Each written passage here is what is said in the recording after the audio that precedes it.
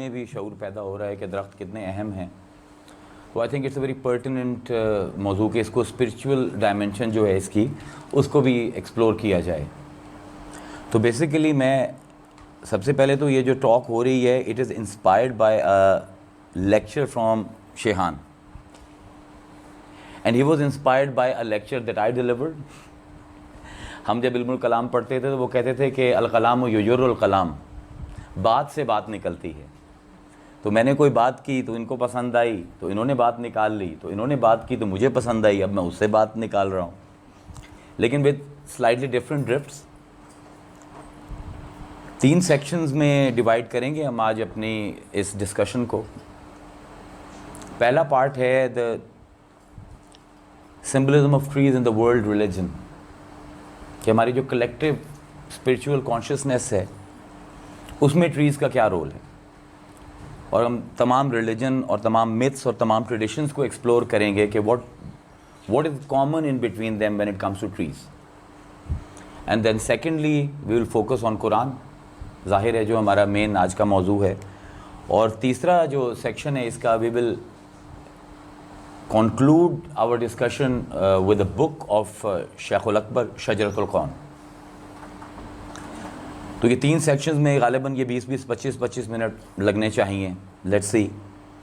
اور اس میں میں تھوڑی سی ایک اجازت چاہوں گا آپ لوگوں سے بھی اور جو دیکھ رہے ہیں سارے، کیونکہ وہ فیس بک کے اوپر ہی زیادہ اعتراضات ہوتے ہیں میرے اوپر کہ یہ آدھی انگریزی ہوتی ہے آدھی اردو ہوتی ہے. تو ان سے بھی ریکویسٹ یہ ہے کہ میرا مسئلہ یہ ہے کہ مجھے نہ سنسکرت آتی ہے، نہ عبرو آتی ہے، نہ مجھے کوپٹک آتی ہے. تو میں نے جب ورلڈ ریلیجنز کو پڑھا ہے تو ان کا جو میڈیم جس میں پڑھا ہے وہ انگریزی تھی. تو اس لیے it is very convenient for می کہ میں انٹلیکچوئل ایک فلو بن جاتی ہے کہ جس زبان میں آپ نے تعلیم حاصل کی ہے اگر اسی میں آپ بولو گے تو آسانی ہو جاتی ہے. جب ہم ورلڈ ریلیجنز کے اوپر ڈیبیٹ کریں گے اپنی 15-20 منٹ کی تو الاؤ میں کہ وہ انگریزی میں ہوگی. ویسے بھی جن کو انگریزی اتنی پسند نہیں ان کے لیے وہ سیکشن اتنا کوئی مزے کا ہے بھی نہیں. اور پھر جیسے ہی ہم قرآن کی طرف آئیں گے اور شجرۃ القرآن کی طرف آئیں گے تو we will switch to Urdu. It will be convenient for me, مطلب it's for my seek.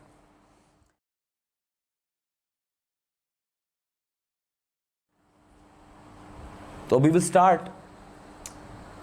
The tree of life is a key symbol in all world religions, in all myths, in all intellectual traditions. It is inescapable. Probably no other symbol comes close to the symbol of trees when it comes to religions. There's this imagery of this cosmic tree with its branches reaching out to the sky and heaven, and its roots digging deep into the underworld. And then there is this stem of the tree which is in the earthly sphere. So in the classical thought, the trees are supposed to dwell in 3 kingdoms or 3 realms. The realm of heaven, the underworld, and the earthly realm. So they are the unifying principle that connect to what is above to what is below. This is a very striking symbolism, very heavy one in spirituality. And in all world religions, myths, traditions, if you explore them, so you will understand. I will start one by one. Let's start with Sumerians. In Sumerian myth,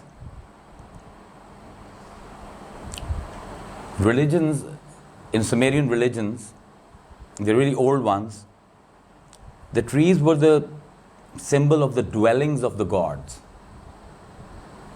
They were the residence of gods. Trees were the place where gods lived, according to Sumerians. And their highest god, which they called Damuzi, he was personified as a tree. A similar kind of symbolism you can find in Hinduism, especially in Brahmins, where there is a concept of a tree god. Now if you go to the Maya tradition, the Maya myth, the Mayans held that the trees with its branches was holding up the heaven. They were supporting the skies. Now, if you come to Persian, old religions, pre-Islamic, pre-Judaic, pre-Christian religions, they always consider trees as the symbol of divine grace and divine benefits. Like a tree has fruits, and you can pick fruits and you can eat them and you get your nourishment. So is the soul. There's a cosmic tree which is divine himself, and you can pick the spiritual fruits from it. And Iranians, they wrote extensively about the trees. I mean, there are thousands and thousands of pages in classical religions of Persia where you can see they somehow, the symbolism is very striking and very familiar for all of us. According to them, a tree and its stages were exactly the stages the human goes throughout his life. I mean, you will see in human's life there is grief and there is happiness. And we are transforming from one state to another. So according to Persians, if you look at the trees closely, they are like all grief-stricken during autumn. They are shedding their leaves. They're like, they all look like weeping willows, It's a sense of a constant loss. But this loss is bringing forth a new sprout in the spring.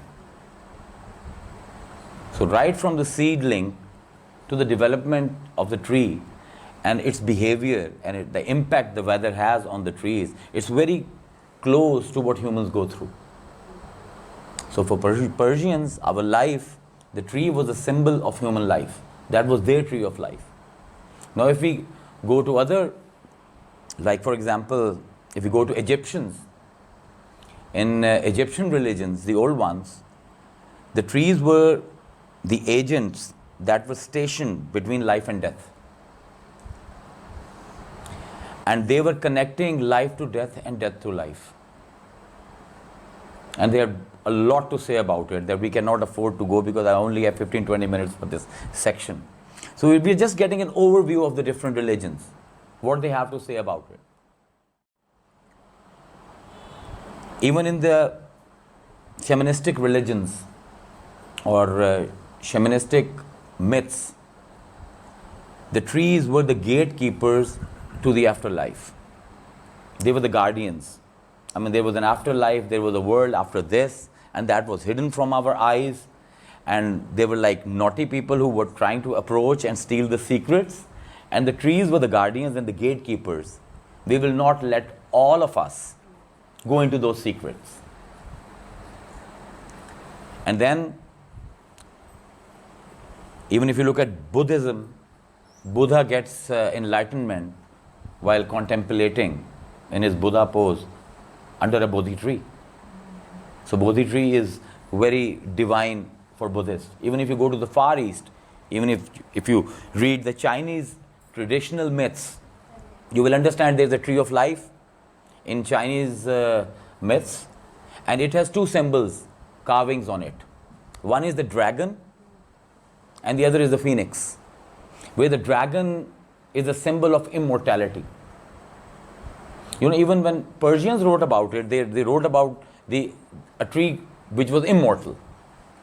And according to them, it was because every time you see a tree shedding its leaves, you think it's dying, but then there's a rebirth, and then it produces fruit, and then it has seeds in it, and each seed carries the essence of the tree. And when you plant it again a tree is born. So this symbol was taken by Judaic, Christian and Islamic tradition as evidence of resurrection. But for Persians and for the old religions, it was a symbol of immortality, that you cannot kill a tree. If you have a tree, it will bear fruits and it will continue its life. If you say, wo janam ka bhi, you can see. All of this will come together to you. Because Quran has talked about all of it. It has not left anything. And then in Judeo-Christian religions, which are relatively new religions, the tree sits as the essential element of the concept of Eden, of Jannah. Whether it's earthly Eden or heavenly Eden, it's not complete without trees. So whenever the Bible or Old Testament or New Testament or Quran will talk about Jannah, it will talk about trees. Invariably, all the time. And then in Judeo-Christian tradition, the code of Jewish theology, the spiritual code, is called Kabbalah. It's often pronounced as Kabbalah. There is nothing called Kabbalah, it's Kabbalah. Because it's from Hebrew, and Kabbalah, it's an import into Arabic as well. Yuqabbilu, Qabbala yuqabbilu taqliban. Taqbilan, you see. Qabul. And you derive the word of Urdu from the same root, from Kabbalah. It means to accept. Because the tree is extending divine grace and divine wisdom to people. So we should have the acceptability to accept it. Kabbalah code, the tree of life, it's very strange. It was inverted. The roots were in the heaven, and it was branching towards the earth. So according to them, because in Jewish Christian tradition, trees are at the heart of creation. Even they are the source of all the rivers, all the heavenly rivers that water this earth. It is very close to the Quranic concept of Tuba tree. Tuba tree is from where the rivers of heaven flow, and then they descend upon us in the form of rain. So it's very close to what Kabbalists were saying, what Christians were saying, what Jews were saying. So we get our nourishment from the trees of heavens, from the rivers that give us the water of heaven to the earth. And this inverted tree, you can also find it in Bhagavad Gita. There's a concept of inverted tree which has its roots upwards and its branches downwards in Bhagavad Gita, but it's a banyan tree there. It's not a heavenly tree, it's a banyan tree. So we can go about it for like hours, and you will see that cross culture, cross myths, cross religion, you will always find tree. Why it is? I've asked myself a question, that why tree is so prevalent in all myths and all religions and all ideologies. I think it's because of the all-inclusive nature of a tree. You see, if you look at the other creation, you have females and you have males, counterparts. But tree is one species that is both feminine and masculine within itself. So it's a kind of an inclusiveness. It doesn't exclude. And we are all created by 4 elements: the earth, the wind, the fire, and the water. And tree is something that actualizes all these elements. It takes the fire from the sun, oxygen from the wind, and then it takes water from the river, and it takes all the energies of the soil, and it develops into a tree. So it has a very inclusive nature. That's why it came to dominate even the psychologists, like him, Carl Jung. What did he say about trees?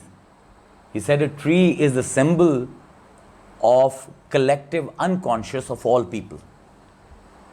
This is Carl Jung's statement. And then he talked about why we see trees in the dreams. And he says that there are 4 symbols of the trees. One is growth, one is actualization, one is the feeling of shelter, that if you're traveling in a desert and tree is your best friend, because you have the shade. And then there is a concept of utility with the trees, because we cut them, we chop them, they give us chairs, we use them for boats, we use them for burning, we use them for their medicinal properties. I mean, trees are everywhere. If you look around, your world is not complete without them. So according to Carl Jung, trees were both present in the dream world and in the actual world. So it was kind of an inescapable image. You will always have something to do with the trees. And if you look at the world tradition, world religions, you will have about 6 to 7 kind of trees. It's very interesting. and you will find their linguistic equivalents in Arabic. That is even more interesting.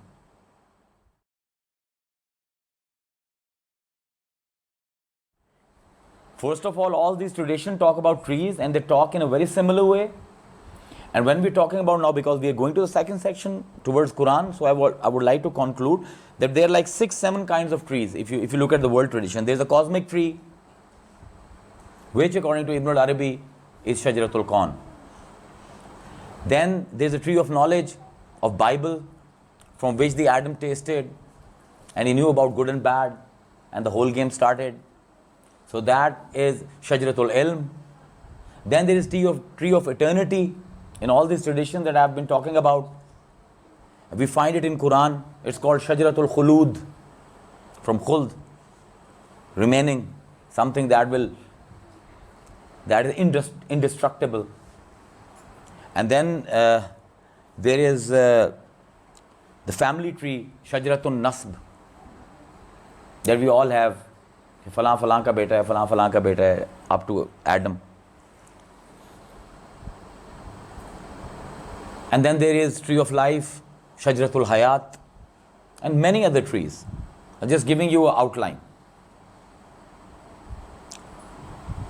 So now I think with this discussion of like 15-20 minutes, or it's 18 minutes, so I've done one thing right. You can well understand that trees are found everywhere, in all spiritual symbols, in all spiritual myths, in all stories, all folklore, from the highest spirituality to the storytelling. You cannot escape trees. And now we come to Quran. And I will start with the same ayat जो मैंने अपने सरनामे कलाम में पढ़ी थी. So मुआज़रत उनके साथ जो मुझ पे एतराज़ करते हैं, अब उर्दू है. तो आयत सूरह अल-इनाम की है, जो शाह साहब ने पढ़ी थी, और वहीं से मैं इसको शुरू करने लगा हूँ कि अल्लाह फरमाता है वइंदहु मफातिहुल गैब, कि गैब की चाबियाँ अल्लाह के पास हैं. द कीज़ टू द गैब आर विद गॉड. यानी यूँ हमें एक इमेज पेश किया जा रहा है कि there is some knowledge that is hidden from us, and there are locks on that knowledge, and then there are keys. और अल्लाह कहता है those keys are with me.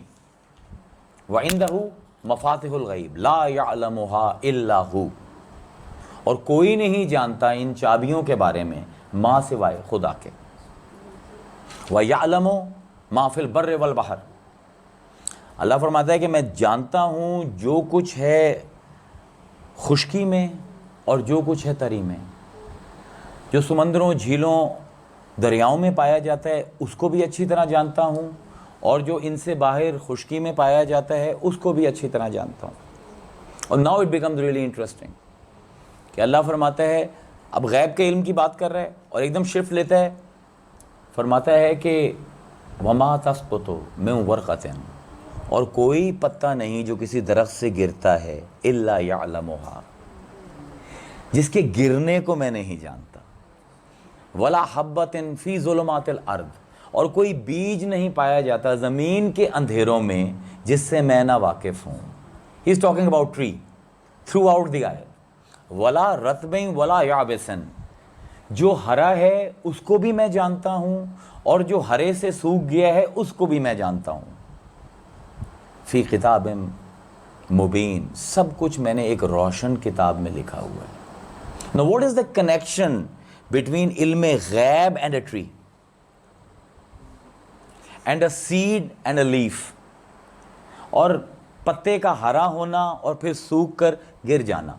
तो परवरदिगार ये कह रहा है कि if you look at the tree और उसके साथ तुम मेरे इल्म का मवाजना करो, तो एक दरख्त ही मेरी आयत के लिए काफ़ी है कि अभी वो बीज की शक्ल में अंधेरों में था, तो तब भी मुझे पता था इसने क्या बनना है, और जब ये बड़ा होकर हरा हुआ मैं उसको भी जानता था, और जब इस ख़िज़ा की लपेट में आया और सूखा तब भी मैं जानता था, और जब पत्ता टूटा, अब पत्ता टूटने का जिक्र अल्लाह ने पहले किया है, यानी वो कह रहे हैं मैं बीज को देख रहा हूँ एंड आई नो एग्जैक्टली कब पत्ते ने गिरना है.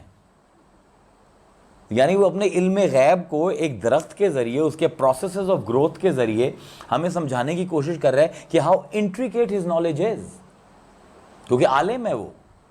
اور عالم جس طرح یہ میرا لیکچر سے انہوں نے اٹھایا تھا, میں دوبارہ وہیں پہ آتا ہوں. الفارابی نے 4 شرطیں رکھی تھیں عالم کی, کہ اب تو ہر کوئی عالم ہے, میں بھی ماشاءاللہ عالم ہوں, اور شیحان بھی انشاءاللہ ان قریب ہو جائیں گے 6 مہینے میں. ایک آدھا اور انہوں نے مدرسے کا چکر لگا لیا اور کوئی سند پکڑا دی تو یہ بھی اپنے آپ کو عالم سمجھنے لگ جائیں گے. لیکن الفارابی نے کہا تھا کہ 4 شرطیں ہونی چاہیے عالم میں. اب ان 4 شرطوں پر آپ ارد گرد کے تمام سکولرز کو جانچ لیں, اور پھر آپ نے جو بھی کہنا ہے الفارابی کو کہیں, میں تو ان کی بات کوٹ کر رہا ہوں.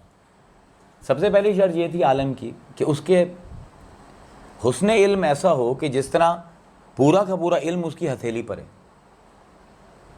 اور یہاں پر بھی الفارابی نے درخت کی مثال دی ہے علم کے لیے. اٹس ریئلی اسٹرینج کہ وہ کہتے ہیں کہ اصل سے جو فرو, اصل کہتے ہیں جڑ کو اور فرو کہتے ہیں برانچز کو, کہ اصل سے جو فرو بن رہا ہے اور فرو سے اصل کا جو رشتہ ہے, ایک ایک رشتے کو عالم جانتا ہو کہ what is the foundation of a knowledge and how it branches out and then how those branches revert back to its foundation.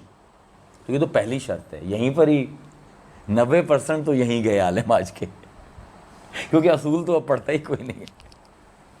دوسری شرط تھی حسن تعبیر, کہ جو علم خود اس کے پاس ہے اس کو آگے منتقل بھی کر سکتا ہو.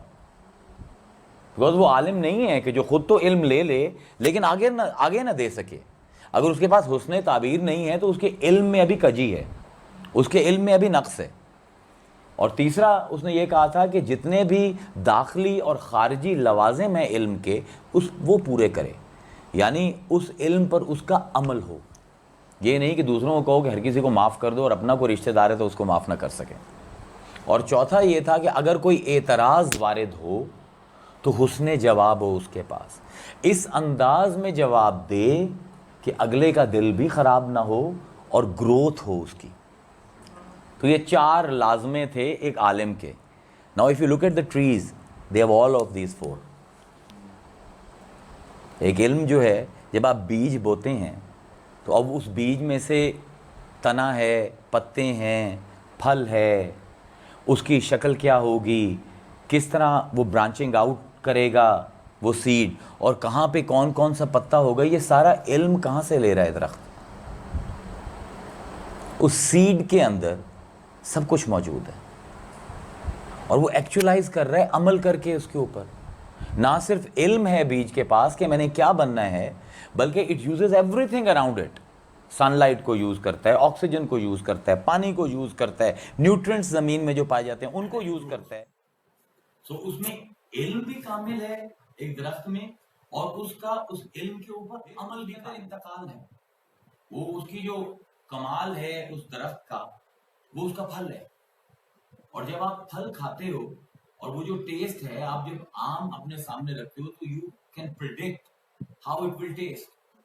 اگر آپ کے سامنے سیب ہے تو you can predict how it will taste, because اس کا انتقال علم جو ہے وہ اس حد تک پہنچا ہوا ہے درخت کا کہ آپ جب قلم لگا رہے ہو مالٹے کی تو you are putting your trust in the tree to know what it will do.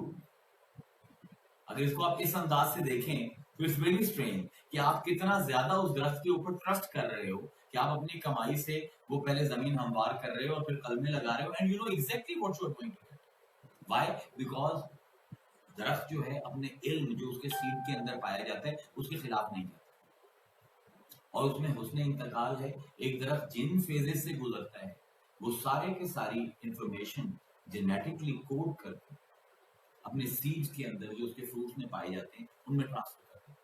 That is why, اب کیونکہ میں ایگریکلچرسٹ ہوں, ہم 2 درختوں کو لیتے ہیں, قلم کرتے ہیں,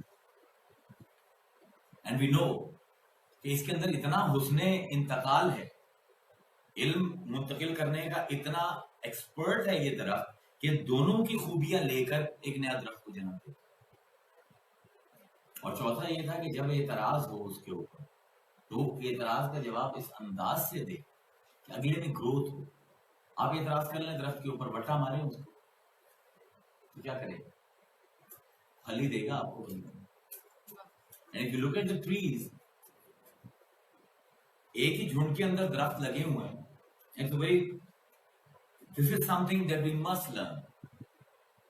especially the people who are into spirituality.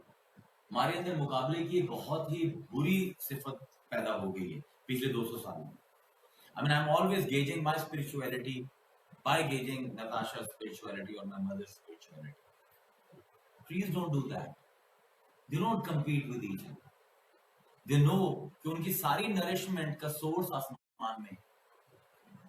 So what a tree does کہ جب آپ لگاتے ہو تو ہر درخت کوشش کرتا ہے کہ میں بلند سے بلند تر ہوں اور اپنے سورس کے قریب. اور یہی ہونا چاہیے صوفیوں کے ساتھ. ایک دوسرے کو دیکھنے کی بجائے they should look towards their sun and try to reach out. So if you look at the trees, you can learn a lot from them. اب قرآن میں لفظ شجر قرآن نے 27 دفعہ استعمال کیا. It's really interesting. 26 دفعہ اس کو بطور اسم بطور ناؤن استعمال کیے اور صرف ایک دفعہ ورب کی شکل فعل کے طور پر استعمال. And the people who have studied grammar, Arabic, یہاں پر بھی کورسز ہوتے ہیں. اسم کیا ہوتے ہیں؟ permanent. verb کیا ہوتے ہیں؟ temporary. It's always the case in grammar. مطلب عزیر تقریر کر رہا ہے، عزیر تقریر کر چکا ہے، اب عزیر لنگر کھا رہا ہے. تینوں فعل ٹیمپورل تھے. تقریر کرنا بھی ٹائم میں ہوا، ختم ہو گیا. کھانا بھی ٹائم میں ہوا، ختم ہو گیا. چائے پینا بھی ٹائم میں ہوا، ختم ہو گیا، لیکن عزیر قائم رہا. So ism has a kind of permanence to it. Or verbs have kind of temporality always attached to it. اب 27 میں سے 26 دفعہ اللہ تعالیٰ کا بھی شجرتے، شجرتن، شجرتن، شجرتن یہ اسم کے طور پر استعمال ہے. اور ایک دفعہ شجرہ. And this is such an interesting way that God has used the word shajar as a verb. It is so interesting کہ اسی پر پوری تقریر بنتی ہے کہ اللہ تعالیٰ فرماتا ہے فلا وربک لا یؤمنون. اب یہ حضور کو خطاب ہو رہا ہے اور صحابہ سے بات کی جائے. فلا وربک محمد ہمیں قسم ہے تمہارے رب کی.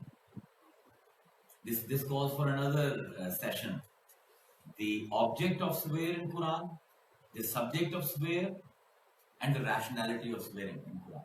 اللہ قسم کیوں کھاتا ہے، کس چیز کی کھاتا ہے اور کس وجہ سے کھاتا ہے. It's a very interesting debate. بہرحال فلا وربک قسم ہے ہمیں تمہارے رب کی محمد. لا یؤمنون یہ جو تمہارے صحابہ ہیں یہ تب تک مومن نہیں ہو سکتے، تب تک ایمان ان کا کامل نہیں ہو سکتا. فلا وربک لا یؤمنون حتی یحکموک فیما شجر بینہم. یہ ورب کے طور پر یوز ہوا. اٹس دی اونلی ٹائم ان قرآن. لا یؤمنون حتی یحکموک فیما شجر بینہم کہ جب تک جو ان کے دل میں ارادے اٹھ رہے ہیں اور دل میں خیال اٹھ رہے ہیں ان کا حاکم تمہیں نہ بنا لے تب تک ان کا ایمان مکمل نہیں ہو سکتا. وَلَا يَجِدُوا حَرَجًا مِمَّا قَضَيْتَ وَيُسَلِّمُوا تَسْلِيمًا. اور صرف یہ نہیں کہ وہ تیرا حکم اپنے اوپر نافذ کر لیں اپنے ارادے کے اوپر، بلکہ ان فیوچر بھی کبھی ان کے دل میں یہ جو عمل کیا ہے کہ ہم نے اپنے مرضی چھوڑ کر رسول کی مرضی اپنا حاوی کی ہے، فیوچر میں بھی کبھی ان کا دل اس کی وجہ سے خراب نہ ہو. They should never rethink about their decision. وَيُسَلِّمُوا تَسْلِيمًا اور اپنے سر تیرے قدموں میں گرا.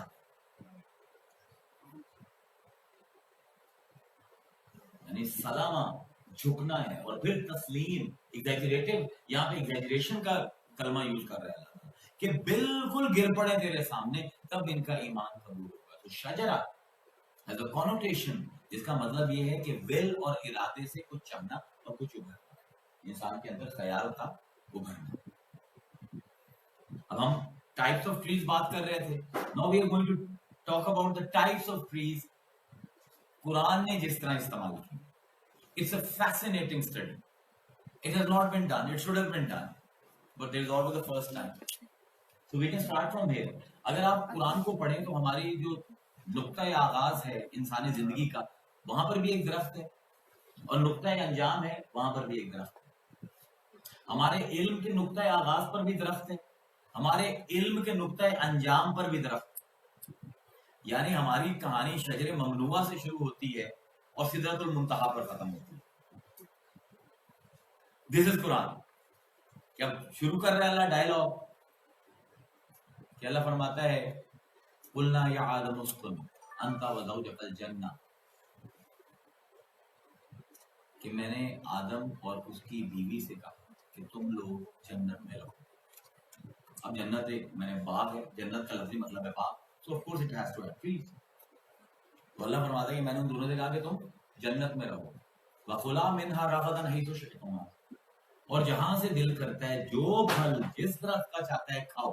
وَلَا تَقْرَبَا هَٰذِهِ الشَّجَرَةَ, لیکن اس درخت کے قریب نہ جانا. فَتَكُونَ مِنَ الظَّالِمِينَ, اگر اس کے قریب جاؤ گے تو تم ظالموں میں سے ہو جاؤ گے. یا اس کی کانوٹیشن یہ ہے کہ تم میں سے ظالم برآمد ہو, تم دونوں میں سے ظلم برآمد ہو. کیونکہ آدم کی ماشاءاللہ اولاد آپ کو پتہ ہی ہے کتنی ایک رحم کرنے والی اور کتنی ایک ظلم کرنے والی ہے. اب یہ شجر ممنوع ہے کہ ان کو کہا گیا ہے کہ پورے درخت ہیں, جو مرضی کرنا ہے کرو, اس ایک درخت کو چھوڑ دو. لیکن کیا ہوا, وہی جو اس کی اولاد کے ساتھ فوسوسہ لہم الشیطان, تو شیطان نے ان کو وسوسہ ڈالا. اور وسوسہ کیا ڈالا؟ وقال ما نہاکما ربکما عن هذه الشجرة الا ان تکونا, حافظ صاحب اس لیے آپ کو بٹھایا تھا, الا ان تکونا ملکین وان تکونا من الخالدین. اس نے کہا کہ تمہارے رب نے اس ایک طرف سے تمہیں منع صرف اس لیے کیا ہے, اگر تم نے اس درخت کا پھل کھا لیا یا تو تم فرشتے بن جاؤ گے یا یو ول بیکم امورٹل. شجرۃ الخلود, اس کی دوسری کانوٹیشن امورٹیلٹی کی طرف جا رہی ہے کہ اگر یہ درخت سے تم نے کھا لیا, you can understand there is a pairing God is doing, there is a pairing. ایک درخت ہے کہ اگر آپ نے اس سے پھل کھا لیا تو وہ آپ کو ظالم بنا دے گا. فبودا لقوم ظالمین, اللہ کہتا ہے کہ جو ظالم ہیں وہ ہم سے دور ہیں. ایک درخت ہے کہ اگر آپ نے اس کے قریب گئے تو آپ اللہ سے دور ہو جاؤ گے. ایک دوسرا درخت ہے قرآن میں کہ اس کے قریب گئے تو اللہ کے قریب ہو جاؤ گے. اب آپ کو بتا رہا ہوں کہ شجر کو اتنا اہم سمبل بنایا کیوں گیا, اور قرآن نے یہ پیئرنگ آف اپوزٹس کی کس طرح. اب بودھ کہتے ہیں دوری کو, قرب کہتے ہیں قریب آنے کو, and they both are opposites. لیکن شجر ہے جس کے بارے میں کہا رہا ہے کہ اس کے قریب جاؤ گے تو اللہ سے دور ہو جاؤ گے. اور دوسرا شجر ہے کہ وہ کہا جا رہا ہے کہ فلما آتہا نودیا, کہ اللہ فرماتا ہے کہ موسیٰ جب قریب پہنچا, جو آگ دیکھی تھی موسیٰ نے, جب اس کے قریب پہنچا, فلما آتہا نودیا, اور کہاں سے کیا آتا ہے, اور اچھا آپ نہیں ہے وہ قاری ہیں, سوری. فلما آتہا نودیا, جب وہ اس کے قریب پہنچا تو ہم نے اس کو ندا دی, ہم نے اس کو آواز دی. من الواد الشاطئ الایمن, اس وادی کے دائیں طرف سے ہم نے اس کو ندا دی. فی البقعۃ المبارکۃ من الشجرۃ, اور درخت کی ایک بہت ہی پاکیزہ جگہ سے. اور کیا کہا, این یا موسیٰ انی انا اللہ رب العالمین, موسیٰ میں ہوں تیرا رب جو کہ پورے جہانوں کا رب. سناؤ, ایک درخت ہے جو اللہ سے دوری کی علامت ہے, اور ایک درخت ہے جو اللہ کے قرب کی علامت ہے. ایک درخت ہے کہ اگر آپ اس کا پھل کھا لیں تو آپ جاہل قرار دیے جائیں گے, ظالم قرار دیے جائیں گے. ایک درخت ہے اس کے قریب جائیں گے تو آپ کریم اللہ قرار دیے جائیں گے. So you can understand کہ there is this huge tension Quran is building. اب آدم کو کہا گیا کہ تم نے درخت کے قریب نہیں جانا. ابلیس کہہ رہا ہے کہ تمہیں اس لیے منع کیا گیا ہے کہ کہیں تم امورٹل نہ ہو جاؤ. لیکن وہ آگے چکر میں اور چکر میں آئے تو کیا ہوا؟ فلما ذاق الشجر، انہوں نے اس شجر کا ذائقہ چکھ لیا، اس کا پھل چکھ لیا، بدت لہما فسبعتهما، اور ان کے سطر کھل گئے، ان کے کپڑے ان سے اتر گئے. سو دیر از اے شجرہ ان قرآن کہ جو آپ کو آپ کی پردہ دری کرتا ہے،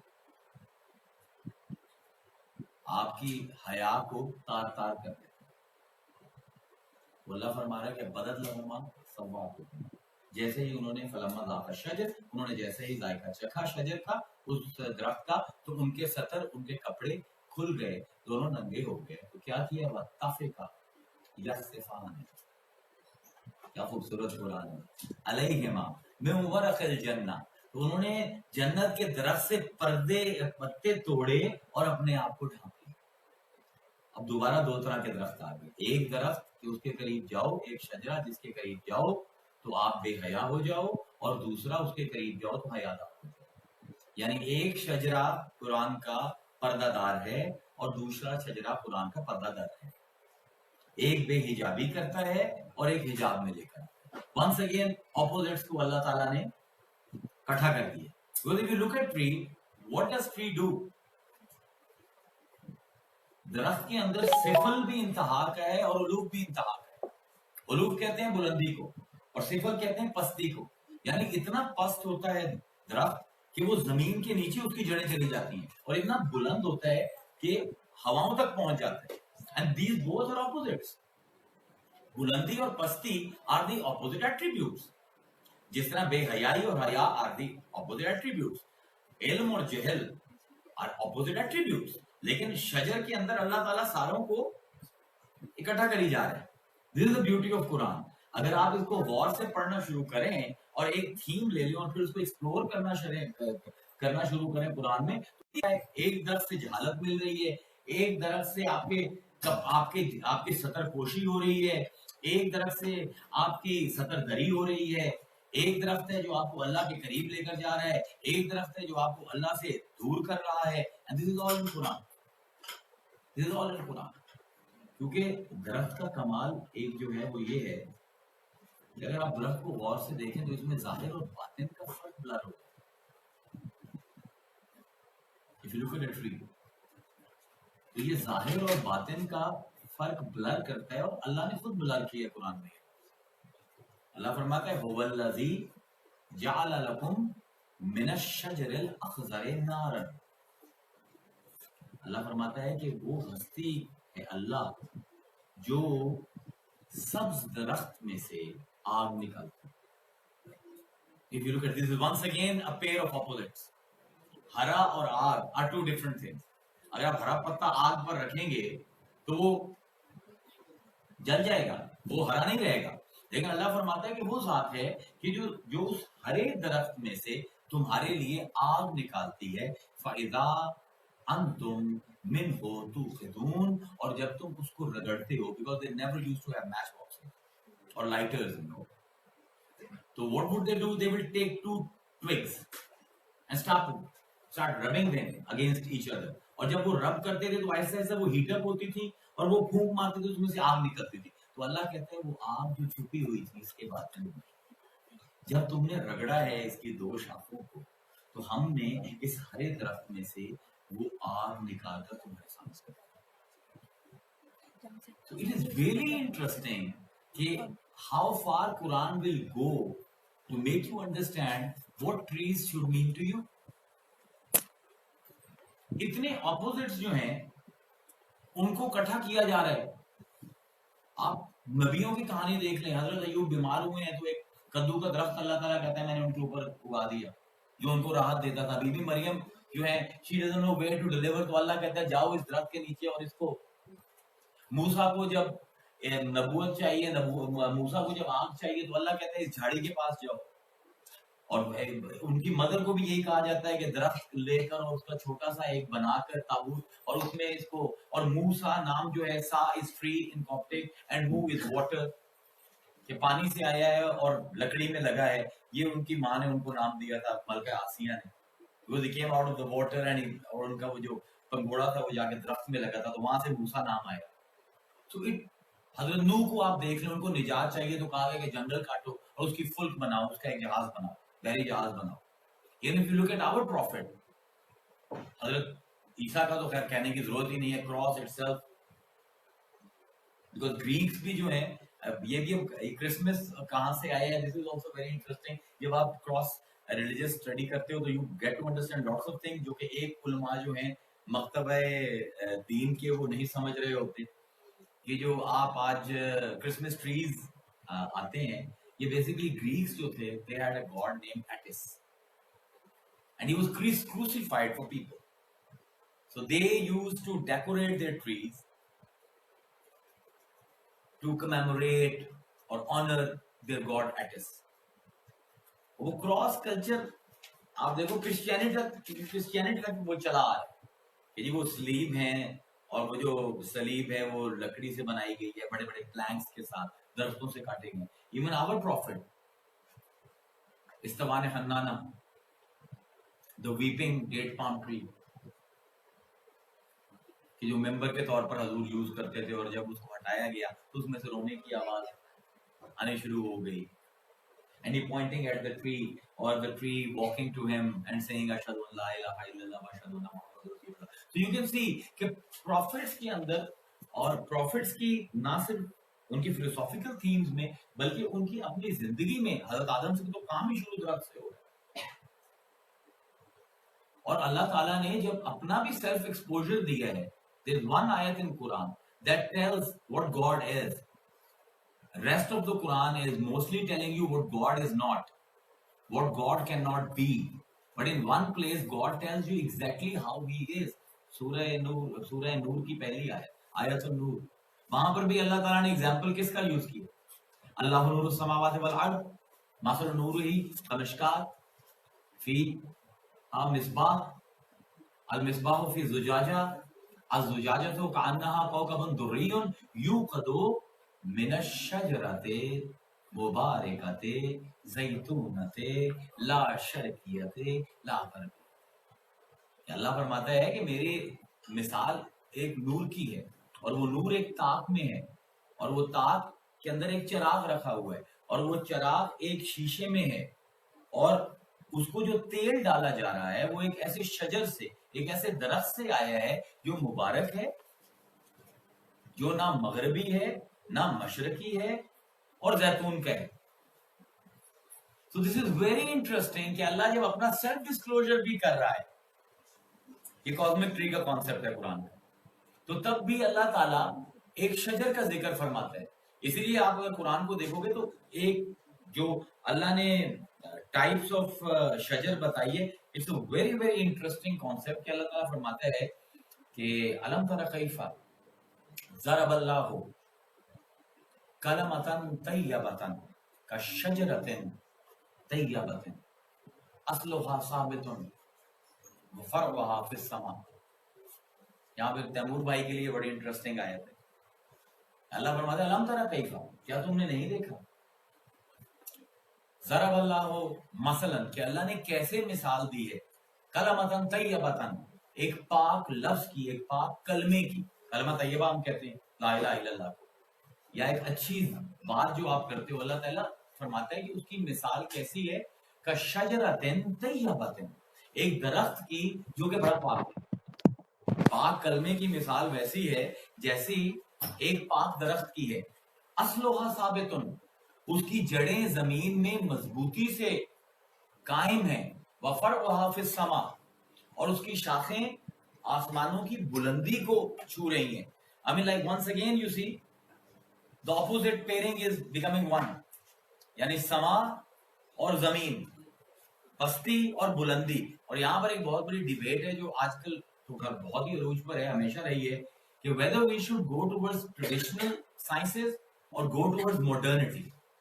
تو قرآن کی ایک آیت ہی یہ بتا رہی ہے کہ کلمہ طیبہ، پاک بات، اصل بات، حق بات یہ ہوگی کہ جو نہ ٹریڈیشن سے ہلے اور نہ ہی ماڈرنٹی کو قربان کرے. یعنی نہ ہی ٹریڈیشن کے نام پر ہم نے ماڈرنٹی کو کور کرنی ہے، اور نہ ہی ماڈرنٹی کے نام پر اپنی اصل سے علیحدہ ہونا ہے. تو اگر کلمہ طیبہ چاہیے، حیاتن طیبہ چاہیے، تو اس کا قرآن نے ایک امیجری درخت کی دکھائی ہے کہ دیکھو یہ درخت جو ہے بیکاز درختوں میں بہت سی اپوزٹ کٹھے آتے ہیں. درخت میں لیک آف موومنٹ پایا جاتا ہے. It can not move from its place. آپ نے جہاں پر درخت لگا دی ہے وہیں پہ جڑ پکڑے گا, وہاں سے اپنی جگہ سے وہ ہل نہیں سکتا. But at the same time it is moving through its branches. So the mobility and lack of mobility both are inclusive in a tree. It's very strange. اسی لیے اتنا اسٹرانگ سمبل ہے اور اتنے مذہبوں نے اس لیے استعمال کیا ہے کہ درختوں کے اندر یہ روحانیت پائی جاتی ہے ہمیں سکھانے کے لیے. اب ہمیں درخت کیا سکھا رہے ہیں کہ دیکھو بھائی میری تمام گروتھ اس لیے ہے کہ میں اپنی جگہ سے نہیں ہلا. اگر مجھے میری اصل سے تم, کیونکہ اللہ تعالیٰ آگے اگلی آیت میں کیا کہتا ہے کہ مثلو کلمتن خبیثتن کشجرتن خبیثتن نجتثت من فوق الارض ما لها من قرار. اور ایک جو بری بات ہے, ایک جو کلمہ خبیثہ ہے, اس کی مثال ایک شجر خبیثہ کی. یعنی بعض شجرے قرآن میں خبیث ہیں اور بعض شجرے قرآن میں طیب ہیں. You have to start distinguishing them. It's very important. ہم نے قرآن کو کبھی اپنی زندگی پر اپلائی کرنے کی کوشش ہی نہیں کی. اب اللہ کہہ رہا ہے کہ جو تو ایک حق بات ہے, جو ایک سچ بات ہے, وہ یہ ہے کہ اچھی بات وہ ہے کہ جو گراؤنڈ ہو ٹریڈیشن میں اور اس کی فرو جو ہے وہ آسمان میں ہو. اور بری بات کیا ہے کہ وہ ایک شجر خبیث کی طرح ہے کہ جسے اکھاڑ کر اپنی جڑوں سے نجتثت من فوق الارض, اس کو کھینچ کر اکھاڑ کر زمین پر پھینک دی گئے. ما لہا من قرار. اب there is no depth in it. If you become totally modern, you will lose depth. And if you become totally traditional, you will not keep a pace with evolution. تو یہ درخت ہمیں جو سبق دے رہے ہیں یہ دونوں چیزوں کا دے رہے ہیں. نہ تو ٹریڈیشنل, اب اگر آپ کتنے اللہ تعالیٰ نے پیئرنگ بنا دی ہے, شجر خبیث ہے, شجر طیب ہے, شجر مبارک ہے. پھر اللہ تعالیٰ فرماتا ہے کہ وَالشَّجْرَةُ الْمَلْعُونَةَ فِي الْقُرْآنِ. قرآن میں اللہ تعالیٰ فرماتا ہے کہ ایسے بھی شجرے ہیں کہ جن پر میں نے لعنت کی. یعنی ایسے بھی شجر ہیں جن کو اللہ مبارک کہہ رہے ہیں اور ایسے بھی ہیں جن پر اللہ تعالیٰ لعنت کر رہے ہیں. ایسے بھی ہیں جو ان کی اکھڑی ہوئی ہیں, ایسی اصل ثابت ہے. ایسے بھی ہیں کہ ان کے قریب جاؤ تو اللہ کے قریب کر دیتے ہیں, اور ایسے بھی ہیں ان کے قریب جاؤ تو اللہ سے دور کر دیتے ہیں. There is so much. Just صرف شجر کا کانسیپٹ اتنا کمپلیکس ہے قرآن کا کہ میں نے آپ کے سامنے میرے خیال میں 18-19 آیت پڑھی ہیں شجر کے اوپر. And everyone has a unique flavor. عالم ہے درخت, عابد ہیں, وَالنَّجْمُ وَالشَّجْرُ يَسْجُدَانِ. یہ تارے کی اللہ تعالیٰ انالوجی قائم کر رہے ہیں کہ جیسے سورج ہوتا ہے اور اس کا سایہ ڈھلتا ہے تو یہ سجدہ ہے. sort of time.